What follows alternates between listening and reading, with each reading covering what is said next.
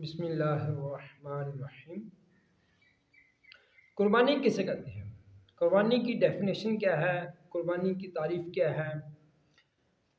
قربانی کہتے ہیں یعنی قربانی یہ ایک مالی عبادت ہے، مالی عبادت ہے جو غنی پر واجب ہے، یعنی امیر پر واجب ہے، جو غنی پر واجب ہے۔ خاص جانور کو خاص دن میں اللہ کے لیے ثواب کی نیت سے قربان کرنا، ذبح کرنا، اس کو قربانی کہتے ہیں۔ یعنی کہ مسلمان ہو نمبر ایک، نمبر دو مالک نصاب ہو بندہ، نمبر ایک مسلمان ہو، نمبر دو مقیم ہو، نمبر تین وہی بندہ مالک نصاب بھی ہو، پھر مالک نصاب ہونے والا بندہ پھر وہ آزاد ہو تو پھر اس پر قربانی کرنا واجب ہے۔ اللہ تعالیٰ عمل کی توفیق عطا فرمائے، آمین بجاہ النبی صلی اللہ علیہ وسلم۔